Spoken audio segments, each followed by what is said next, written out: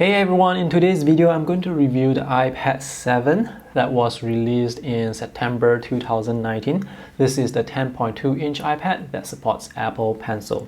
By the way, I have another YouTube channel that's art related and I've already given this a full review from the artist's perspective.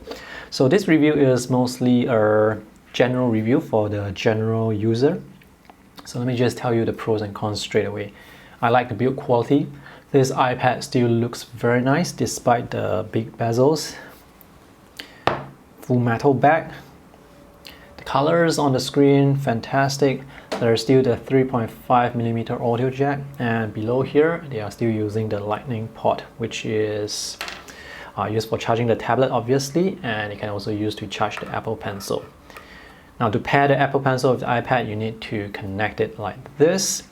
And each time you turn off Bluetooth, you have to connect it again to pair the Apple Pencil. So if you go into airplane mode and Bluetooth is off, you need to pair the Apple Pencil again.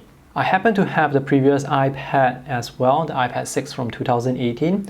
So this is just a slight upgrade compared to the previous iPad. The screen is bigger, 10.2 versus the 9.7 inch. They have the smart keyboard connector here, and the processor is still the same 8-ham processor that was used in the iPhone 7 from 2016. So that's a rather old processor, but it's still pretty smooth when it comes to surfing the web, loading web pages, watching movies, downloading stuff, or even taking notes. So even though it's a dated processor, it still works fine. It's still smooth even after installing the latest iPad OS on this.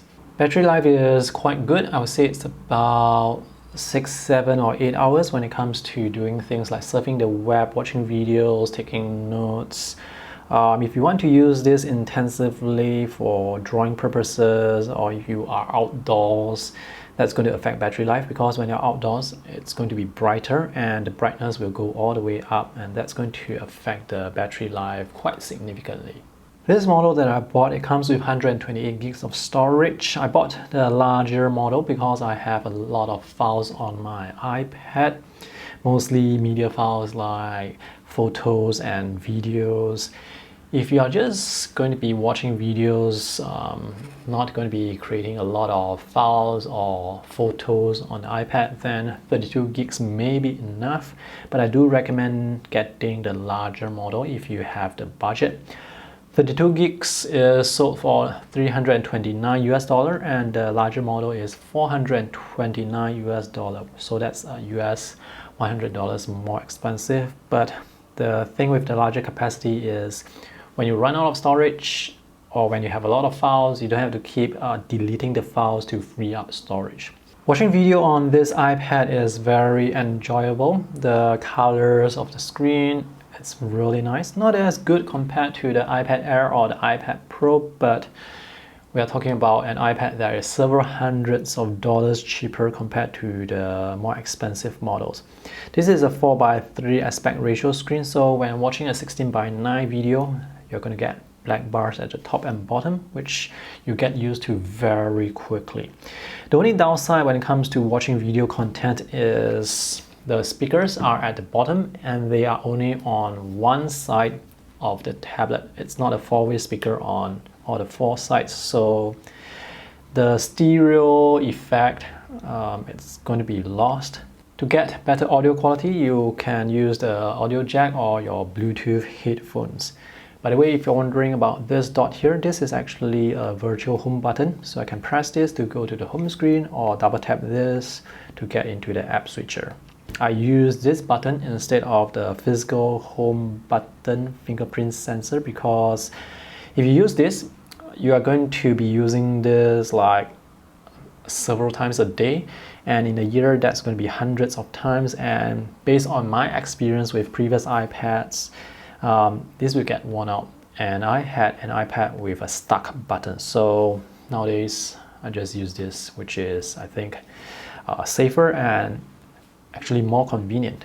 So this is the fingerprint sensor using the first gen fingerprint recognition technology, which is still quite fast, not as fast compared to newer fingerprint sensor, but fast enough. I almost forgot to mention about the 3 gigs of RAM, which is an increase over the 2 gigs with the previous model. So now when it comes to opening a lot of apps, it's going to be more smooth. You're going to have less lag. Although with the previous model, even with 2 gigs of RAM, I did not notice any lag because memory management on iPad OS or on iOS from Apple has always been very good. So in that respect, user experience from the A10 processor and 3 gigs of RAM is still adequate for this tablet in this day and age.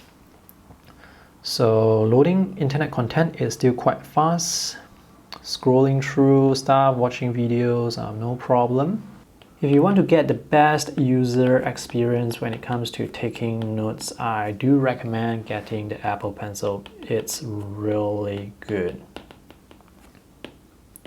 It's very accurate. There is pressure sensitivity and palm rejection. Palm rejection works really well, so you can rest your hand comfortably on the iPad and write, and there won't be any stray marks. But Apple Pencil is expensive. It's not included and it's sold for an additional US $99.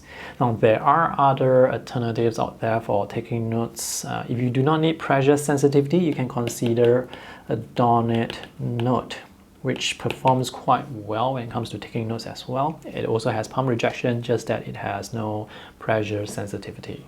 The Apple Pencil I have here, this is the first gen Apple Pencil that still uses the Lightning port. I've had this Apple Pencil for almost 2 years and the battery life is not as good compared to when it was brand new. So now the battery life, it actually drains quite fast. You can see the Apple Pencil battery life from this widget. Battery life of the Apple Pencil is good. Back when my Apple Pencil was brand new, it can last for 2-3 days before I need to charge it, and that's when I use Apple Pencil intensively. This is the new functionality of iPad OS. This is called Today View. So you can slide this out or slide this in. When it's in landscape mode like this, it's always on the screen. So you can configure all these little widgets to show you different things like screen time that shows you how much time you have spent on entertainment, productivity. You can show battery life for the iPad or the Apple Pencil, call up some calendar, calculator, and other widgets that are available. The new iPad OS is said to have better multitasking features, but personally for me, I don't use multitasking like open dual windows at the same time as frequently. I find that the best user experience is actually to use one app at a time. The only time when I need to use 2 windows at a time is when I need to drag and drop some files into another app. So that's when I would use it. But most of the time, I would actually just use a single app on a single window.